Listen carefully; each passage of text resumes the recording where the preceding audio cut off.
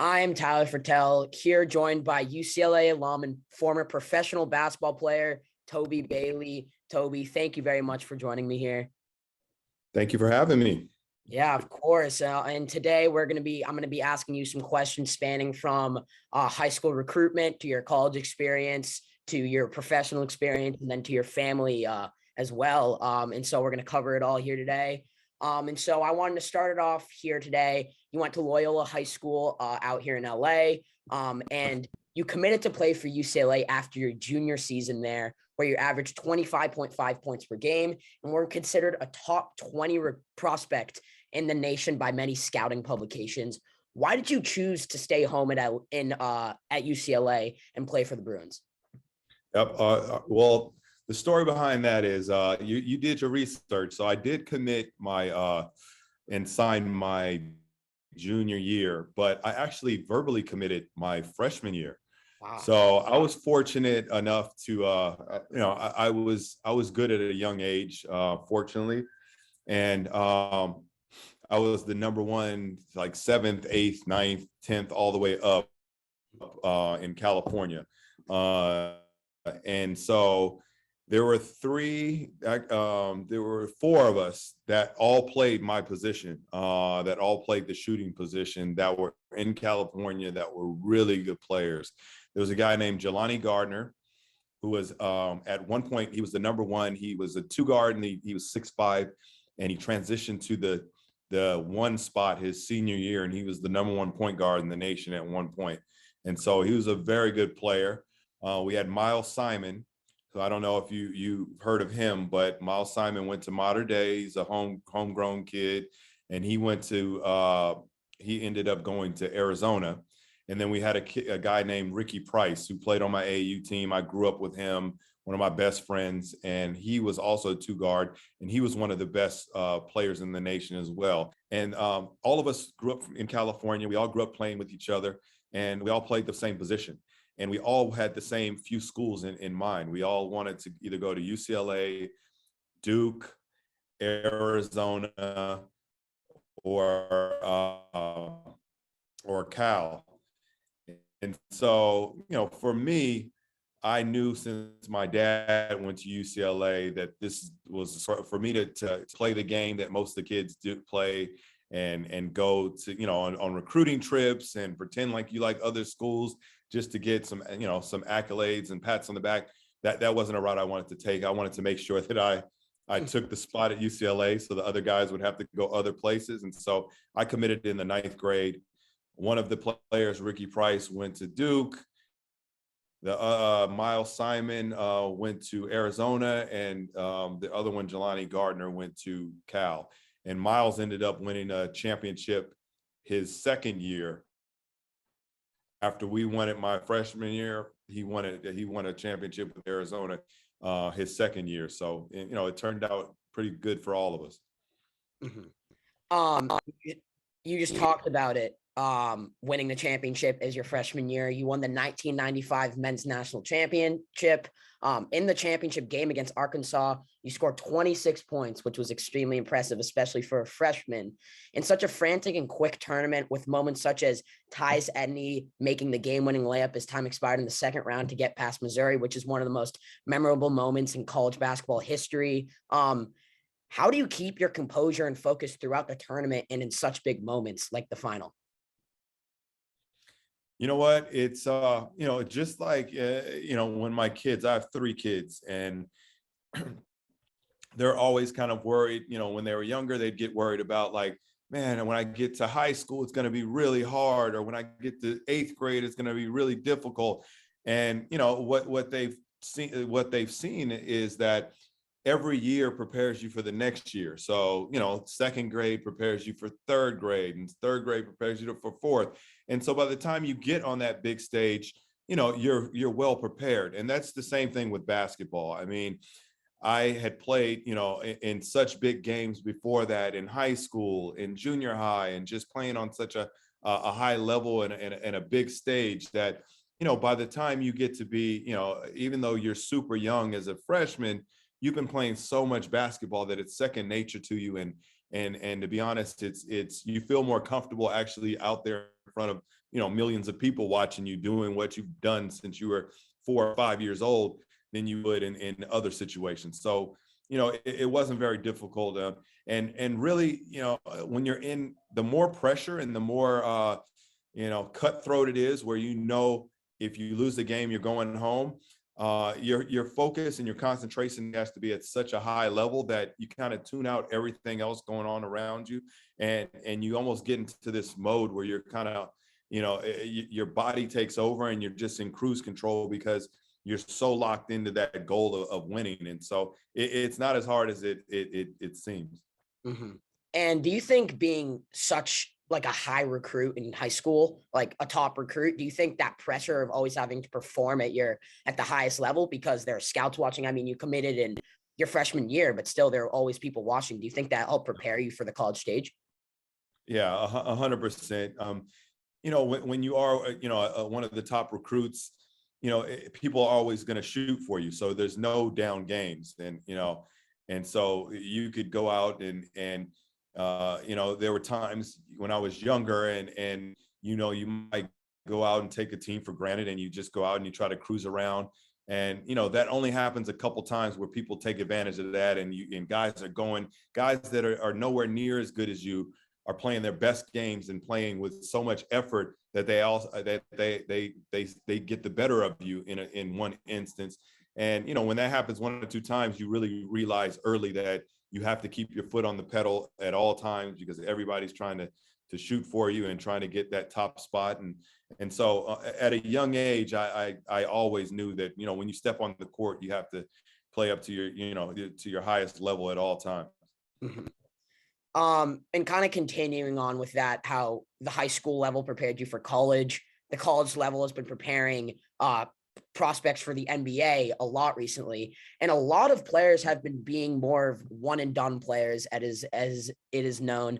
You played and attended UCLA for 4 years. But although NBA prospects still went one and done when you were in college, the situation of college basketball being kind of a pit stop for a player looking to make it to the pros has continued to become more popular.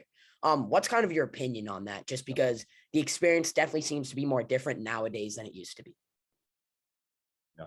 Well, there were instances, few and far between, of players coming out of high school back in my day. I mean, you had a few guys, Daryl Dawkins and Sean Kemp, and there were a few guys that came out, right out of high school. It really started like around my time is when it really kind of, the ball started rolling.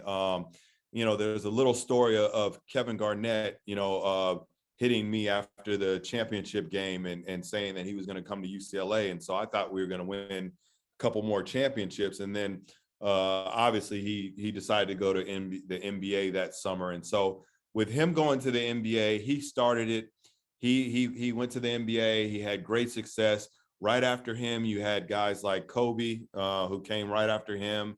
And then you had a few like Tracy McGrady, and then it started to kind of snowball from there. But before that, it really wasn't a thing. And so if you think about it, guys that have been perennial all-stars and that are in the NBA Hall of Fame stayed all 4 years back in my time. And so if you look at me as a freshman, even though I had a great freshman year, you look at the guys that are seniors that year, they're mature, they're grown men, they're 22 years old, sometimes 23. They're ready to jump right into the NBA. They don't need to gain any weight. They don't need to gain any strength. And so it really was a log jam in front of me of great players. You had Ray Allen, Michael Finley. You had really great Kerry Kittles, a lot of great players in my position that would have gone ahead of me in the draft if I would come out. It wasn't a situation where it is now, where everybody none of the GMs want to miss out on the next Kobe Bryant or the next Kevin Garnett. And so because of that, there's been a trend that has just gotten worse and worse and worse, where, you're drafting off of potential. And so, you really can't fault the kids that use college as a kind of a pit stop, because I know we'll touch on this later, but I was an agent for 11 years as well after my playing career. And we would have kids that we would represent, that would be seniors, that would be kids that I knew were more prepared and going to have a bigger impact than the younger kids in the draft. And they were just, they were more prepared and ready. And they would, the GMs would look at them as almost tarnished goods. If you stayed all 4 years, there must have been something wrong with you that you didn't come out after your first or second year. And so because of that, kids know that they're going to be punished if they stay more than, 1 or 2 years. And so you almost have to come out early if you want to be a high prospect. There's been studies that have been, done that I've seen where guys that have stayed 3 or more years, although they might go later in the draft, a lot of times they stay longer in the NBA because they're more prepared. Their bodies can take it. And so there's something to be said about staying, but I don't love it in my opinion. And I know I'm going long on this subject, but I don't like the fact that, that you don't put in the work and build your name in college. Back when I was playing, you built your brand and when you were in college. And so guys would stay all 4 years. By the time they got to the NBA, they were a household name. And so you knew every guy that was getting drafted because they were stars in college when they came out. Nowadays, I was an agent, and there were sometimes guys would get called and I wouldn't even know who those guys were because they might have played, a few minutes in college and averaged 6 points, but they had a 50-inch vertical and did something that intrigued the scout and they got drafted. And so I don't love it. I don't think it's great for college basketball. I don't think it's great for NBA basketball. And, I don't think it's good for the kids altogether because there's so many kids that take chances and try to come out early and then they end up falling flat on their face. And that's a story that is not talked about often. And something that you just said that I think is really interesting that isn't really talked about very much today is that you said that during when you played and when you came out of the draft, being a polished player, an older player, a guy that's already built for the NBA is really important. Now, one of the things that scouts and GMs look for the most is youth. So it's just interesting how that dynamic has continuously shifted. And now it's just like one of the most valuable things in drafting the players, how young they are and how in obviously development's very important there as well. And you talked about how college basketball, that's like this kind of aspect is concerning for college basketball. Well, college basketball over the past couple of years has also become rivaled by alternative ways of getting to the pros, like the NBA G League, Overtime Elite, and even international leagues. Do you think this is a positive shift for basketball overall? And how could this change college's approach to recruiting athletes? You know what? I don't love it, but it's a necessary evil. I mean, there's everybody's journey is different. And so, college is not for every person, every kid. And so I understand that there needs to be alternative routes to the NBA. My problem with these situations is that when you go to college, if you do college correctly and you don't stay 1 year, but you actually, go to class and you utilize the academics as well as the sports and the athletics, then, when you leave, even if you don't make it to the NBA or even if you make it to the NBA for a couple of years, if you've done it correctly, you have the tools to go out into the world and hopefully get a job that you can, survive off of, and you can provide for your family and for yourself for, years to come. If you take one of these alternative routes, even though they're paying, some sort of money, it's oftentimes, not enough to live off for the rest of your life. And so if you go to an Overtime Elite and you get $250,000, to a kid or to a family that doesn't have much money, that seems like a lot of money. But you can't live off of $250,000. So say you go there and then you go to try to go to the NBA and you don't make it. Now you're out there without a college degree, without a way or skill set to really make money. And it's just a tougher route. And so I think that they should do more stories on that aspect of it, of how many people don't make it when they take these alternative routes.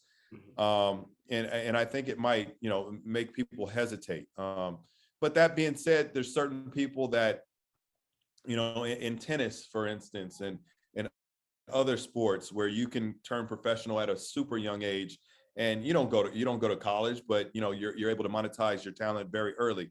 If you are able to cash in, by going to one of these G League teams or whatnot, and you're one of the upper echelon players, and you can get, enough money where it's a couple $1 million and you could get a good start in life, then maybe the risk is worth the reward. But, it's just it's a tough situation. And I know you were asking, and you were talking about, how does this relate to, recruiting with college, right? And how do they compete with the college? How do college coaches compete with these other leagues that are paying players, a nice chunk of money to come to their leagues? I think that was going to be a real problem for the NCAA. But now with the new NIL, the name, image, and likeness rules, and the fact that guys are starting to be able to monetize their fame and their talents in college, I think it kind of evens the playing field now. And now it puts the onus on the athletic directors and the college coaches to really dig in and have someone in that position, that name, image, and likeness position on their staff, where they're finding deals and they're making sure that they're getting the most out of these marketing agreements to actually bring players and make sure that they can compete with these other leagues that are handing out a lot of money. Mm-hmm. And kind of continuing on with this recruiting process, especially for two of the newest Big Ten teams, USC and UCLA. I thought it would be interesting to finish out the kind of college section talking about this, because I mean, you're a UCLA alum, you're a man who knows about the historic rivalries involved in the Pac-12. What do you think about this move, these two teams' move to the Big Ten? And how does this contribute to the changing landscape of college basketball and just collegiate sports? Yeah, it's, for me, I grew up with, John Wooden and going to his camps and, knowing everything about, college basketball and the rivalry between UCLA and USC and UCLA and Stanford and Arizona. And so I loved the Pac-10, and then, which became the Pac-12, and that rivalry and the tradition. And so selfishly, I'm not happy with the move. But I understand that, nowadays, it is about the money, and the discrepancy between, what the Pac-12 was giving, UCLA, and what they're getting now from the Big Ten was very, it was widespread. And it was necessary that we probably had to make this move. I think, to be honest, I think it's the beginning of the end for the NCAA.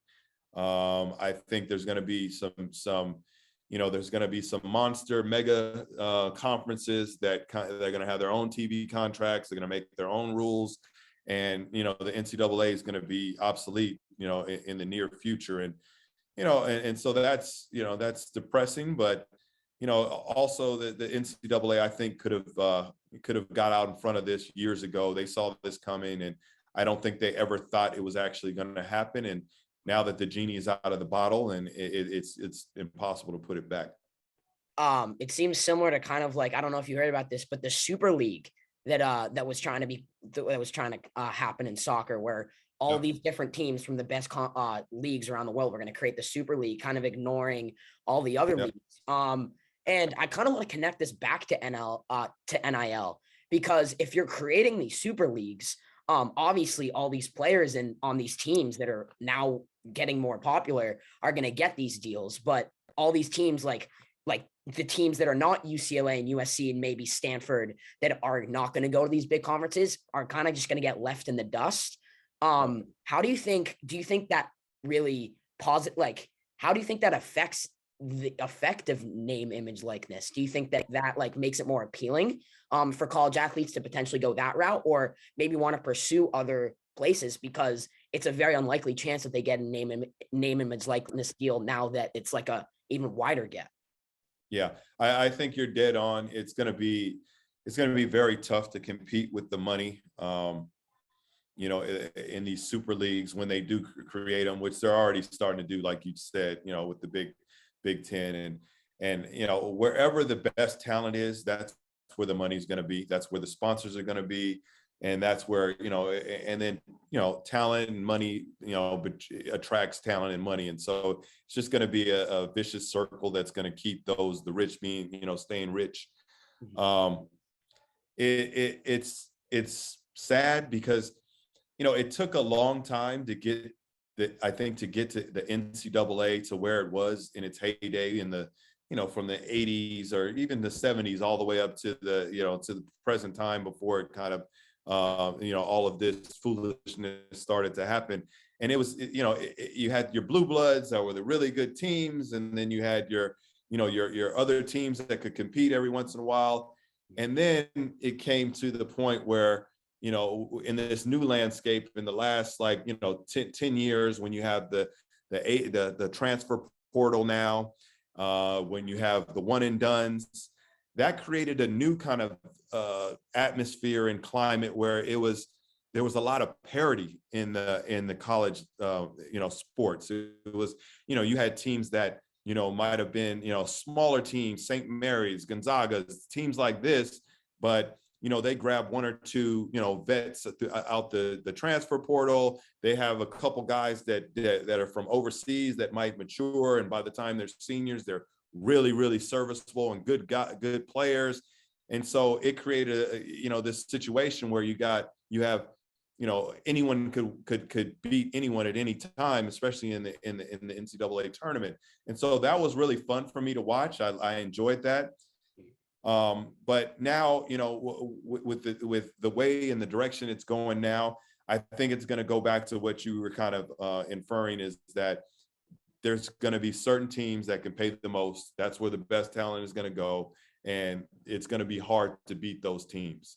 And it's going to be similar to kind of how the NBA is starting to become, where you have these super teams and you kind of you can put them on your hand where, these 5 teams have a chance to win the championship. And other than that, it's pretty much there's no chance for anybody else. And so, it's disappointing, but I don't see how they're going to turn this back and do anything different than the way it's going now.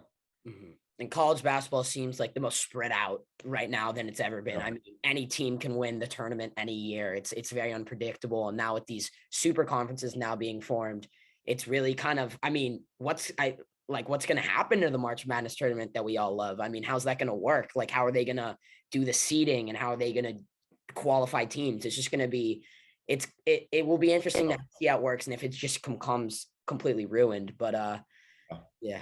Yeah, it's almost, I don't even know if and maybe 10 years from now, we don't even have a March Madness NCAA tournament. It might have to be called something else. And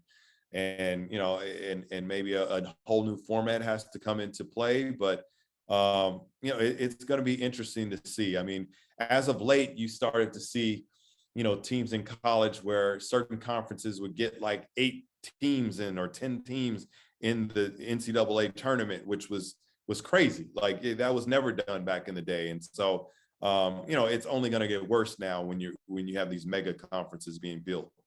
And it's going to be interesting to see like the worst teams in a certain conference. Like, for example, like if we're saying like the Big Ten, if like it's Northwestern, who has a terrible season, doesn't have as many recruits, but they still probably get a decent amount of recruits because they're in the super conference. How do they compare to a team in like the Big 12, who has a weaker conference but is a very good team? Like, how do they qualify? So it's, and if it's the NCAA, we'll see how they figure it out. But I guess we're just gonna have to wait and see. Yeah, and another point to this is that iron sharpens iron, and so when these teams are playing in and year out, against the best teams in NCAA, they're only going to get better as well. And so when they go play out of conference, it's going to be tough for these other conferences that have weeks that might be the top two teams, and then after that the talent level falls off drastically. It's going to be tough for those teams to compete when they come up against another team from these mega conferences that are used to playing top competition game in and game out. I agree with that. I kind of want to now move on to your professional experiences. After your senior year at UCLA, you declared for the NBA draft, and you were drafted by your hometown team, the Los Angeles Lakers, but were then immediately traded to the Phoenix Suns. Did you know you were being picked by the Lakers? And if so, that you were being traded to the Suns? I mean, I've always wondered about like how informed players are about being drafted and about draft night trades. And I think this is a good opportunity to learn more. Yeah, I was never informed. I actually never worked out for the Suns, and so I really had no idea that they would draft me. I don't even think I might have worked. I think I worked out for the Lakers. I might have worked out for the Lakers. I would have had to, but I did not think they were going to draft me. I think before me, the Lakers drafted like Ruben Patterson and Sam Jacobson, maybe, which were two guys that played my position. Like Ruben was kind of a 3-2-3, and then Sam was like a 2. And so, I was like, there's no way. I mean, what do they need another 2 for? And so I didn't think that they would draft me. And then, the funny thing is that my family's all around, and I get my name called, and it's the Lakers, and everybody's going crazy. And then, 5 minutes later, my agent called, and they say, "Oh, you've been traded to Phoenix." And everybody in the room was like, "Oh, okay. Good luck, buddy. See you once or twice a year." But you're not very, and as an agent, I always felt bad when I couldn't get out in front and kind of know what was happening beforehand and give my client some intel, and you kind of you think in your head like this looks unprofessional if he's finding out on television that he's been traded before I get the intel. But a lot of times those type of situations are happening so quickly, and there's so many different moving parts that are in place that oftentimes you're not alerted to it until it happens.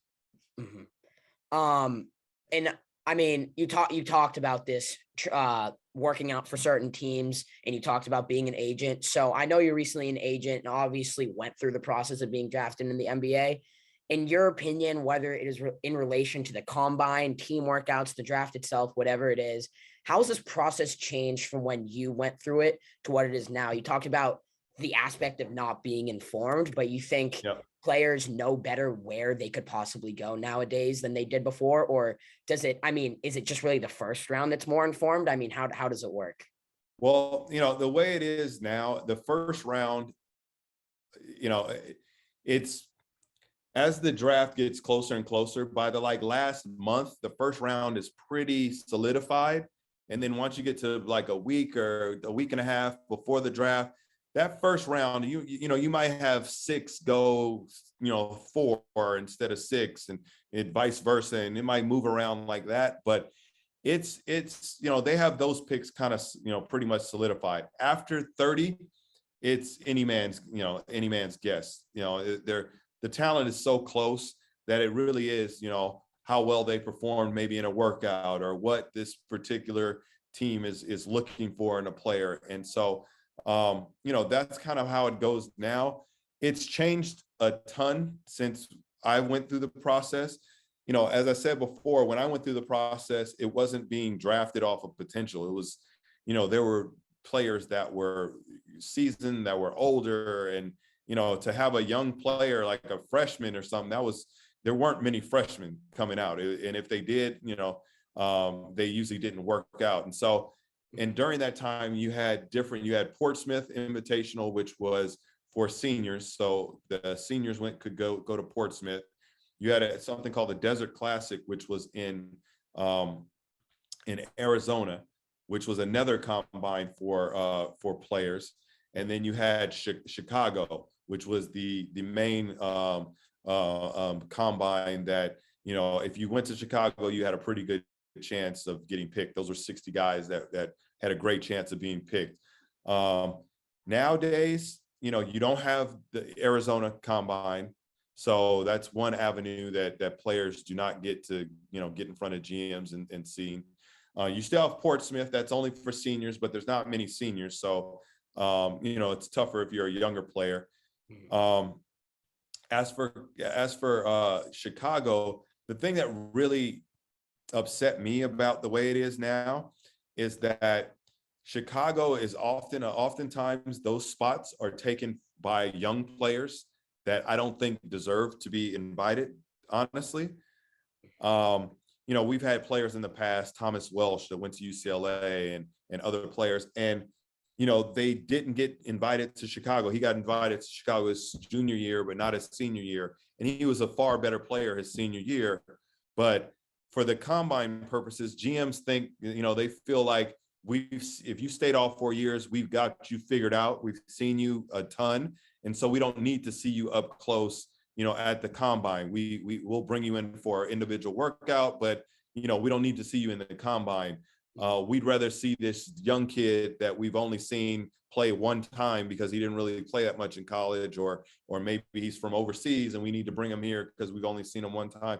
And so they really want to get kids in front of them that they haven't seen a large body of work from, which is disappointing, because if you put in 4 years of hard work and you're a really good player and you should be a draftable guy, you deserve that, you know, that chance to go to Chicago and compete against, you know, the other guys that are draftable guys and kind of show them, you know, where you stand. And so that's one of the biggest differences, and what is, you know, frankly, a little disappointing to me that it's changed so drastically. But that's one of the main things I think has changed. There's also you know, the workout situation is a little changed as well. Like, you know, back in my day, there might be one or two guys that don't work out. Don't go to, you know, they'll go to Chicago, just do the weigh in, just do the testing. I think like Vince Carter, my year, he just went for the testing, and there might have been one other player. But for the most part, guys got in there and competed. Like, even if you were a top 10 player, you went in there, you competed, you showed everybody, like, this is why I'm supposed to be top 10. Nowadays, there's a lot of hiding. Like, agents will try to hide their players as much as they can. They'll have them do one workout that's, you know, especially if they know they have a lot of kinks in their armor, they'll set up a, you know, pro day where it's very controlled. They'll do drills that they've done, you know, day in and day out. So it's almost like a choreographed, you know, situation.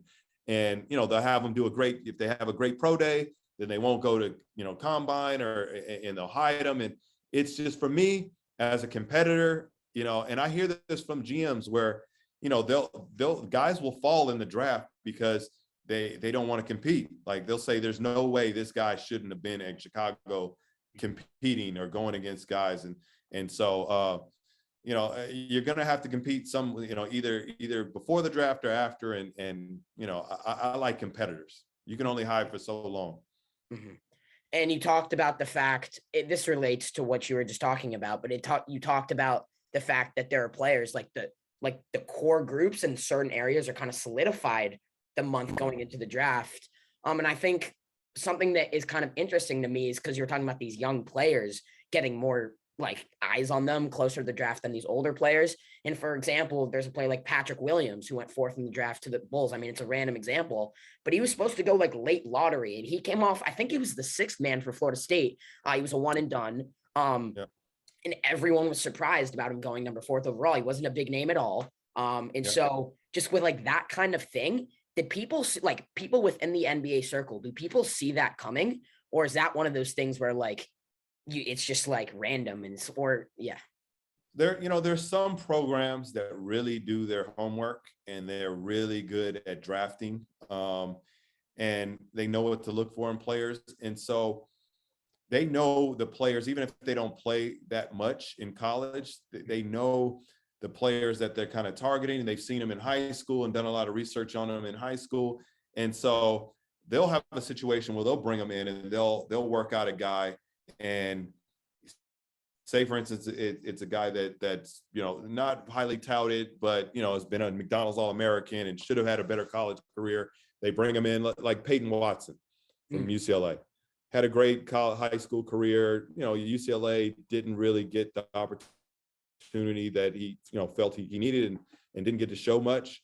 Everyone And so everyone thought he should return to school, but he went pro when he got exactly. drafted by the Nuggets late first round. I mean, it's just like Exactly. So, you know, teams like that, the Nuggets might bring him in. He might be the second or third workout. It might be the second or third workout in his, you know, that he has scheduled. He might have like 10 or 12 workouts after that.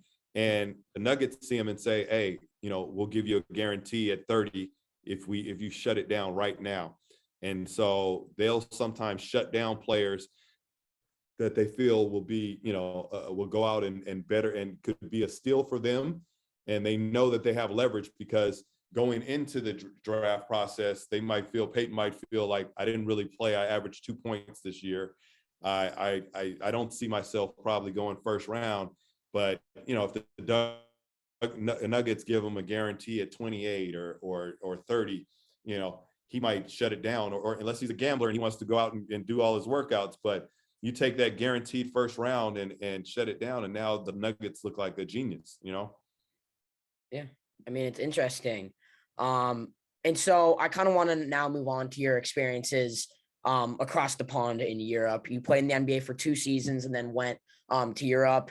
You played in many leagues around the world.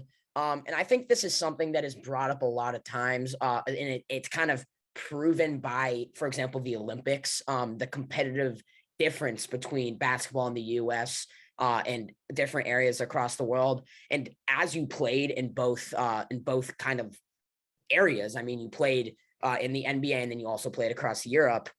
How large really is the competitive difference between the NBA and the leagues in Europe? And in your perspective, is the NBA really on another level?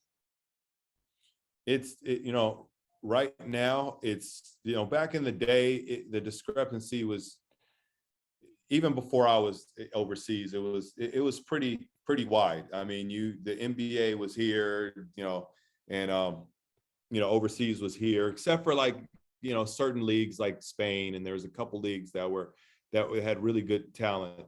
Nowadays, it's really close. It's really close. You're obviously, you're going to have the guys that are complete freaks of nature, like the LeBrons, the, you know, Giannis, Antetokounmpos, and those type of players that they're just such freaks of nature that there's nothing that really can compete with them overseas. And they're the type of guys that would make it, you know, whatever route they went, they would have made it.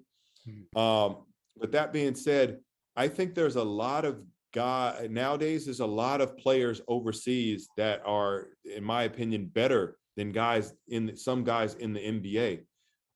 And the thing is, when you're in the NBA, you'll have your top guys, you'll have your marquee players, your top guys that they hand the keys to the organization to, and they're able to be franchise players, and they're able to go out and do their thing. Then they fill the roster with role players.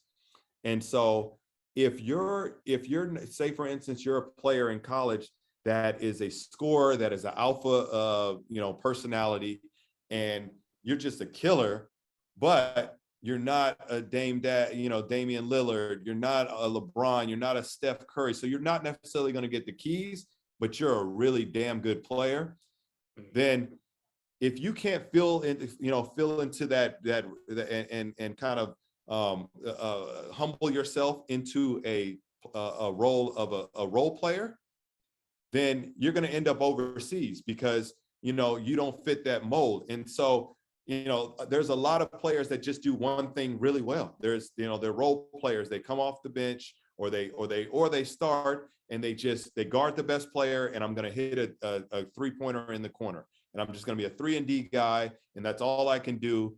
And those guys, some of those guys, they're not better than guys that are overseas that are averaging 30, 40 points a night, that are really, really good basketball players, but they've been able to transform their game into a role that the NBA needs to support those guys that they're paying $40 million a year. And so that's why I say there are guys overseas that are better than NBA players. But, unless you're a marquee guy, you gotta become a role player, and find a way to become a role player. I think the prime example was Carmelo Anthony. Carmelo Anthony was out the league because he was a marquee guy, one of those top tier guys. He got a little older and he wasn't considered a top tier guy where you can hand the keys to the organization to. And it took him a year or two of really figuring out how to become a role player in order to stay in the league. But if he didn't do that, he would have never played in the league again. And so if a guy like Carmelo Anthony, he was still, when he was out the league 3 or 4 years ago, like he was still a top 50 guy in the world. You could argue, right?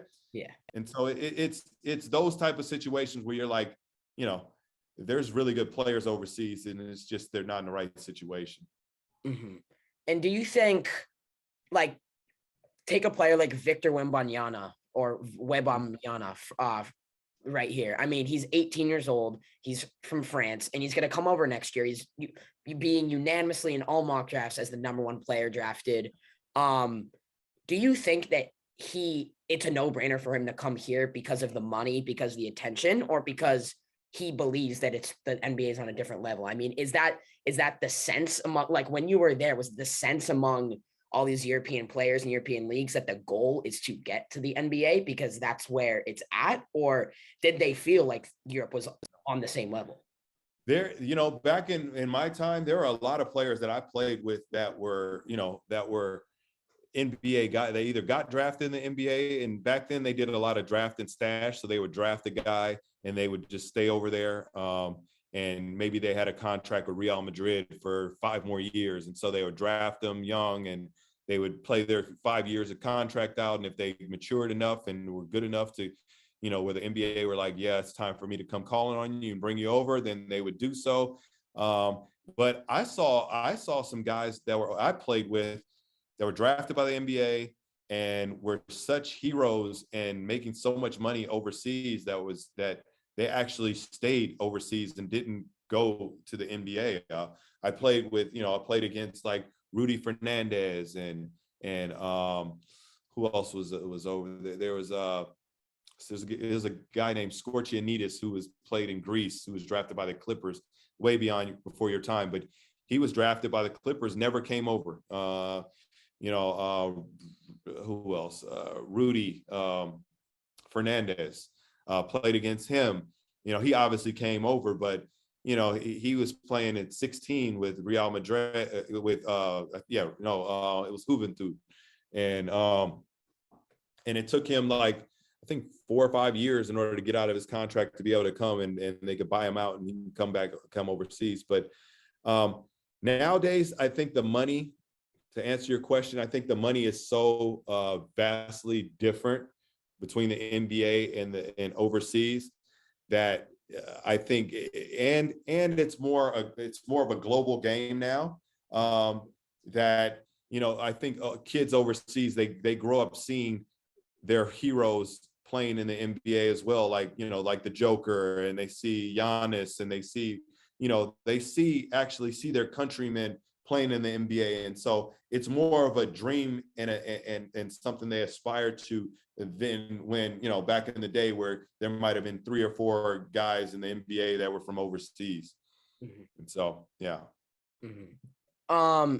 And as basically, I mean, I think this is just a fun question to ask.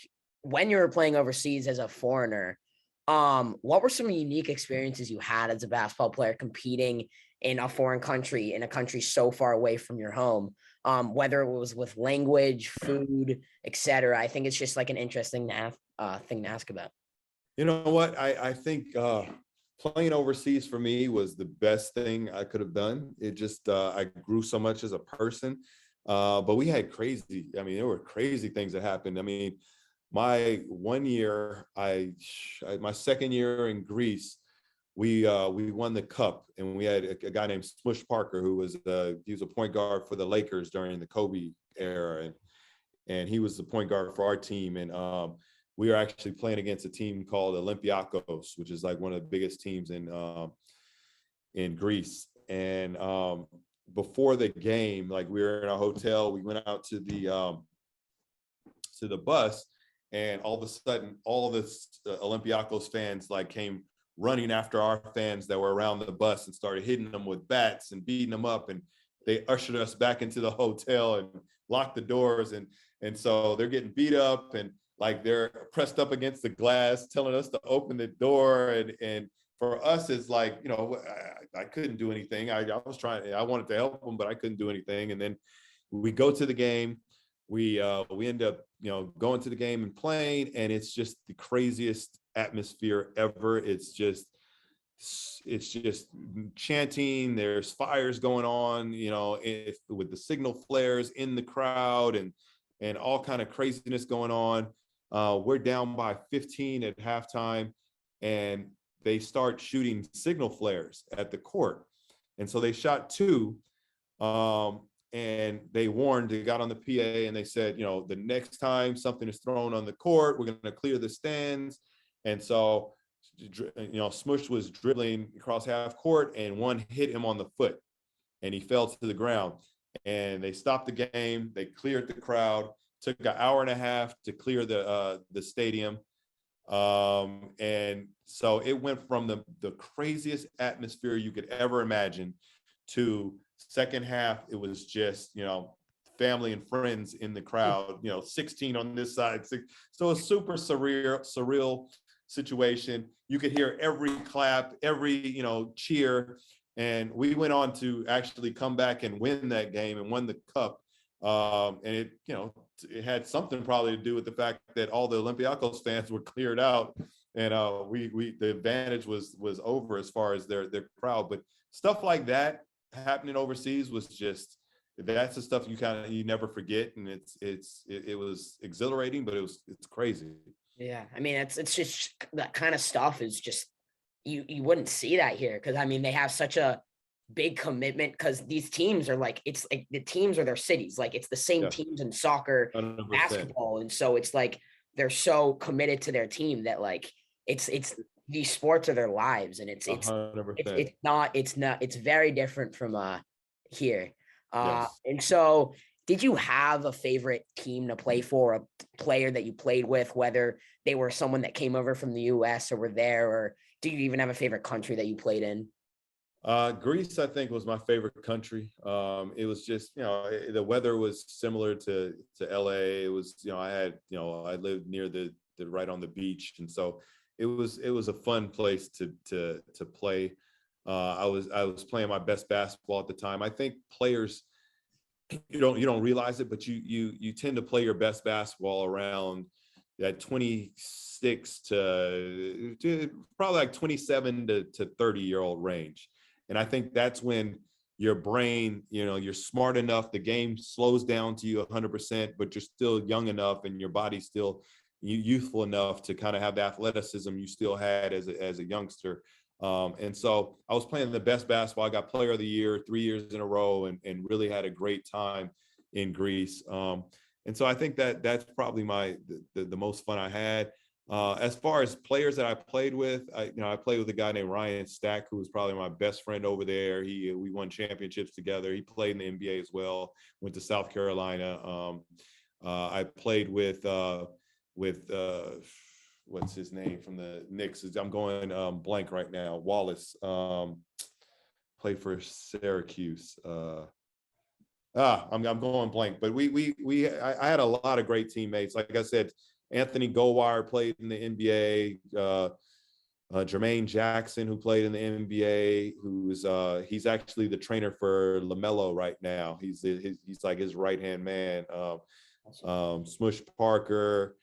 I played with a lot of NBA guys that came over afterwards. Sean Respert, who was player of the year in college, played in the NBA as well. Shane Hill, who was these are all guys before your time, but if you look them up, a guy named Shane Hill, he was he's a point guard for the Australian national team, and he also played in the NBA, and he's a little guy with bleached blonde hair, And he was the one that during the Olympics, like he got in a fight with Vince Carter, and actually they like, and Vince is like, 5 feet, he's like 6'5" compared to this little 5'6" guy, but he was really scrappy and really good player. But I had a lot of great teammates when I was over there. Mhm. And something when I was researching, something I thought was cool is that you competed in a slam dunk contest while you were over there in Europe. What was that experience like? I mean, probably a lot very different from the slam dunk contest here. Yeah, it was. I mean, it was great though. We had Dominique Wilkins, the great, Hall of Famer. He was actually, one of the judges. He used to play for Panathinaikos, which is one of the biggest teams in Greece. And so he came over and was one of the judges during the competition. I didn't necessarily want to be in it. I always pride myself. In high school, I was a show dunker and I could do crazy stuff. But as I got older and into NBA and into my professional career, I felt like I was more of a game dunker where, I would dunk on you in a game, but, as far as all the tricks that, especially the tricks these kids have nowadays, that wasn't something that I prided myself in, but I fortunately, I was able to win it and it was good.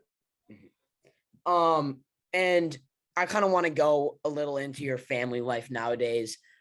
You played at UCLA and professionally basketball, obviously, and then your wife actually played soccer at UCLA and then went on to play professionally. Is there any competition within your household for what sports your kids play? I know your eldest daughter's main sport is volleyball. Is that a controversial thing? I mean, yeah. Yeah, you know what? Not really. My wife played basketball and volleyball and soccer at UCLA, but Oh, she wow. played every sport in high school. She could have gotten probably a scholarship in softball, volleyball, and basketball, and I think she did track or something in high school. And then her sister, she has two sisters. One played volleyball at Fresno State. The other one played basketball at San Diego State. My brother played basketball at Penn State and then transferred to UCLA with Baron. He was the same year as like Baron Davis, Earl Watson. His wife played soccer at UCLA with my wife, and so in our household, it's a lot of different sports. It's a lot of a lot of athletes, and so for us, I just want my kids to be honestly, I want my kids just to find something they're passionate about and want to, where they wake up in the morning and want to do it and have fun doing it, and something hopefully they can do for years to come. And so, if that's playing the piano, if it's playing a sport, whatever it is, just find a passion. And so, fortunately, my daughter found her passion is volleyball, and for right now, she's loves it and she's doing it. And so we're gonna, go forward with that, and we'll see what my boys what they end up doing. I'll tell you this though, since my daughter played volleyball and my middle son is he's kind of leaning towards basketball. My wife is really pushing my youngest to play soccer. Yeah, And he seemed so we'll to see. like it as well. Yeah, Yeah. he's good. So we'll He's see what happens. Yeah. good. I don't know. We'll see what happens with him. That's funny though. I mean, kind of. That's But it. That's her last hope. yeah, yeah. Um, and you talked about your younger brother, Ryan, who's actually the head basketball coach at my high school, the school that your kids also go to. He played college basketball at Penn State and then transferred to UCLA, like you talked about. And as both of you grew up, how did you guys push each other and work to improve each other's game? Obviously, you were one of the top recruits in your class, but your brother was probably trying to help push you and you're trying to help push him so you both could get to the college and professional levels. Yeah, I mean, growing up, we were only one grade apart, and so I was a lot taller than him for most of my life. And then his junior year in high school, he went from like 5'8" to 6'2", and so he really grew but it was later. So growing up, we'd have to make the games fun because he was really good. He was a better dribbler than I was. He could really shoot it, and so as far as us playing one-on-one and whatnot, we put in rules like I couldn't go down low. I couldn't post him up because I was so much bigger. And so, but we still were very competitive. We'd have shooting games. He's just a really competitive guy. And so it did help me, to actually always stay on my game because I knew he was always trying to beat me and trying to one up me. And, you can never let your little brother, beat you. So I always had to stay on my game. It's definitely experiencing now with my little sisters where they want to play me basketball. You have to find the compromise between trying your hardest so you don't lose, Yep. but at the same time, like not having them get pissed off at you when you don't let them score. 100%. It's 100%. definitely All it takes is 1 or 2 times where you let them kind of win, and they'll use that against you forever. And they won't understand that you let them win. They'll take advantage of that. So it's true. And to kind of finish out the interview, here's my last question. And it's something that I've asked a lot of my interviewees just because I think everyone has a different perspective on it, but I feel like it's something that's really valuable to really anyone that listens, who's either my age, younger, a little bit older. What is some advice you have for any athlete who aspires to play at either the college or the professional level? You know what? I'd say, as far as the younger athletes, like my children's age, I'd say a lot of the parents, they specialize their kids so young, and I understand they don't want to get left behind. They want to make sure they look over to their neighbor and they say, well, they're working out, with this extra trainer 50 times a day, and they're only playing basketball. And so that's what my kid's going to do. You never know, what your kid's going to grow up to be like. Their body might outgrow a certain sport. And if you specialize since, they were 6 or 7 in one sport, and now all of a sudden they get to high school and they say, oh, wow, I'm built more like a track athlete or a baseball player or whatnot. And I like this sport. I wish I would have tried it earlier. I think it's really a disservice when you don't let your kids kind of just play everything, have fun with all sports, and then kind of, you have time when they get a little older to kind of specialize. As far as the, an older athlete, I'd say just make sure that you work as hard as you can, at all time when you're working out. A lot of times, when I went to the Phoenix Suns my first year, Danny Ainge was my coach. Great Danny Ainge played, in the NBA for the Celtics, and then, now he's with I think he's in the front office with The Jazz. The Jazz, yeah, the Utah He Jazz. made that Gobert trade, yeah. Exactly. And so his advice to me was, he said, Toby, you're super physically talented, but you need to learn how to play in practice in that red line. And what he meant was, when you're driving a Ferrari or driving a car, and you push the gas to that red line and it's making noise and it's shaking, and and you feel like you're almost going to go out of control. Most people don't like that feeling. They don't like feeling uncomfortable. They don't like feeling, where it's a little pain. And I think that was the best advice I could have gotten. It took me a few years after that to really realize what he meant. But a lot of athletes, when they're practicing and when they're playing, they get to that point where they're comfortable. They go to where they're a little uncomfortable, and then they kind of slow down and they hit that wall. The guys like Kobe and the Michael Jordans, those are the guys that have pushed through that wall, gotten to the other side, and figured out that there's, the heaven is on the other side of that wall. And so if you can get to that wall and bust through it mentally, and really just, get to the point where you feel like you're going to throw up every time you're working out, then that's when you make your gains. That's when you start to kind of separate from your competitors. And so I just say, don't be if you feel comfortable in a workout, you're not working out hard enough. And something that I think is interesting to end on is in Kobe's retirement speech. You just mentioned him. He said that the grind is not the practices with the team. It's not playing the games. It's waking up early and practicing, staying late and practicing. It's all the times where you don't think it's important to practice. And that's kind of something that's interesting to me. And you touched on that, how you have to, whenever you step on the court, practice your hardest, get to that red line, as Danny Ainge told you, that's an interesting thing to say. I like that. Yeah. I mean, those guys, the guys that are the upper echelon, the Kobe's, the Michael Jordans, it's not necessarily their physical that separates them. It's their mental. I played with guys that were far more talented than Kobe, was more athletic than they were. I mean, if you just look in his era, like Tracy McGrady was 6'9", almost six, maybe 6'10", could handle the ball, was physically more gifted than Kobe. Vince Carter, same thing. He was physically more gifted than Kobe. He might have had a 50-inch vertical, longer arms, but it was their mental that didn't allow them to have a better career than Kobe did. Kobe just, he would when he stepped on the court, his will was always stronger than the opponent, and the opponent knew that. They know when someone's will is stronger, and that, that's what separated him on the court and during practice. Toby, thank you very, very much for joining me here. This was a very informative, fun interview. I think it's been over an hour. So, I mean, well, I appreciate it.